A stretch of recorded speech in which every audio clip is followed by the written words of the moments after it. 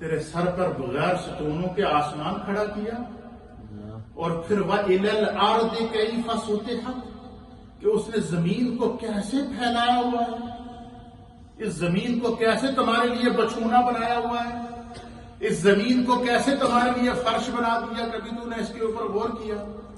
یہ اللہ تعالیٰ اپنی تخلیق کی شاہکار کو بار بار بیان کر کے اس کے اوپر غور کرنے کی تعریف۔ اب ان میں سے ہر ایک شے جن کو اللہ تعالیٰ نے الگ الگ بیان کر کے کہا کہ اس پر غور کرو، سب سے پہلے اللہ نے کیا فرمایا؟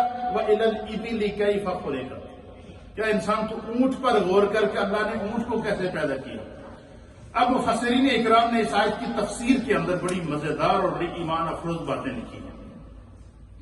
اس سے پہلی جو آیتیں ہیں اس میں اللہ تعالیٰ قیامت کا ذکر کر رہا ہے، قیامت کے احوال کا ذکر کر رہا ہے اور دیگر جو وہ اس کا ذکر کر رہا ہے، لیکن یہاں اس آیت کے اندر، آیت نمبر 17 کے اندر اللہ تعالیٰ سورۃ الغاشیہ کے کیا فرما رہا ہے؟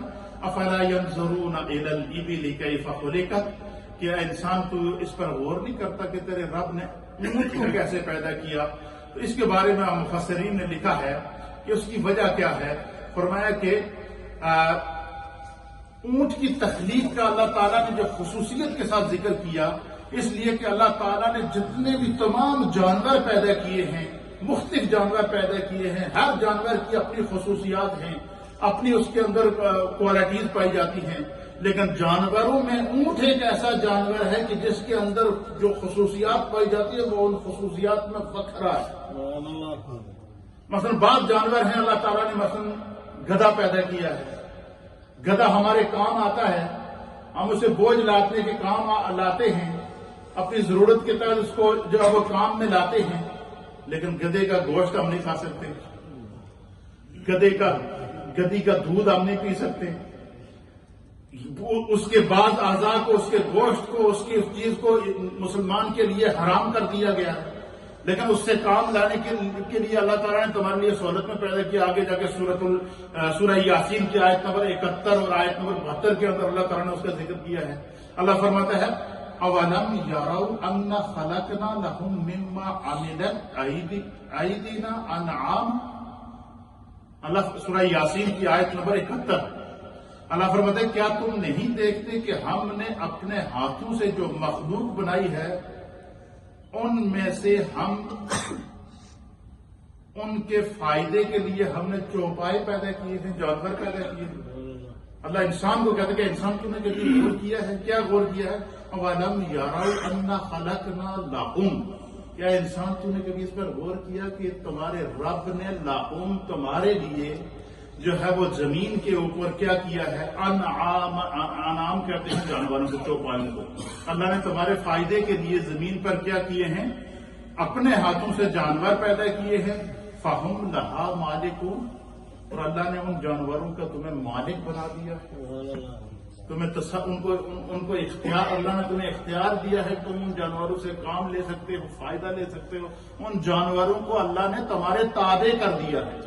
فرمایا یہ خدا کا تم پر کتنا کرم ہے کہ جانور بھی تو اللہ کی مخلوق ہے، لیکن خدا کی مخلوق ہونے کے باوجود اللہ تعالیٰ کیا کر رہا ہے کہ کہتا ہے کہ انسان اس جانور کو میں نے تمہارے فائدے کے لیے پیدا کیا، اور انسان جانور سے کیا کیا فائدہ اٹھاتا ہے؟ اللہ فرماتا ہے وَظَلَّلْنَا لَهُمْ فَمِنْهَا رَكُوبُهُمْ فرمایا کہ ہم نے ان چوپایوں کو انسان کے تابع کر دیا ہے۔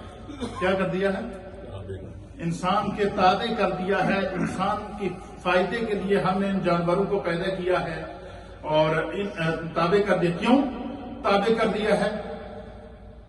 ان میں سے فَمِنْهَا رَكُوبُهُمْ وَمِنْهَا يَأْكُلُونَ ان میں سے بعض وہ ہیں کہ جن کے اوپر تم سواریاں کرتے ہو، مثلا گدھا ہے، اونٹ ہے، اس کے علاوہ جو ہے وہ گھوڑا ہے، خچر ہے، ان جانوروں کے اوپر کیا کرتے ہیں؟ سواری کرتے ہیں۔ اس دور میں تو گاڑیاں جہاز تو نہیں ہوتی، یہ جانور ہوتے تھے۔ اللہ فرماتا ہے کہ اللہ نے اس کو تمہارے لیے جو بعض جانور ہیں ان کو تمہارے لیے سواریاں بنا دیا ہے۔ فَمِنْهَا يَأْكُلُونَ اور ان میں سے بعض وہ ہیں وَمِنْهَا يَأْكُلُونَ اور بعض کو تمہارے لیے اللہ نے رزق بنا دیا۔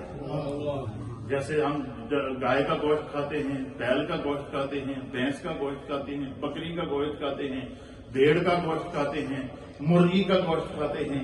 اس طریقے سے اللہ فرماتا ہے کہ انسان تم نے کبھی اس پر غور کیا کہ تیرا رب کتنا کریم ہے؟ اس نے تمہارے لیے جانوروں کو پیدا کیا، اور ان میں سے بعض جانور وہ ہیں جن پر تم سواریاں کرتے ہو، جن سے تم کام لیتے ہو، اور بعض جانور وہ ہیں جن کو تمہارے لیے خدا نے رزق بنا دیا ہے. اتنی خدا کی نعمتیں ہونے کے باوجود اے انسان کی تو اپنے رب سے کیوں غافل ہے، اس کی عبادت کیوں نہیں کرتا؟ پھر آگے جا کے سورۃ النحل کے اندر اللہ تعالیٰ پھر اس حقیقت کو دہراتا ہے. اللہ تعالیٰ سورۃ النحل میں فرماتا ہے وَالْأَنْعَامُ خَلَقَهَا. اللہ فرماتا ہے کہ اللہ نے تمہارے نفع کے لیے چوپائے پیدا کیے ہیں، جانور پیدا کیے ہیں. کیا پیدا کیے ہیں؟ کیوں پیدا کیے ہیں؟ لَكُمْ فِيهَا دِفْءٌ وَمَنَافِعُ وَمِنْهَا تَأْكُلُونَ. تاکہ تم ان جانوروں کو تمہارے فائدے کے لیے پیدا کیا، اور ان میں سے کیا کیا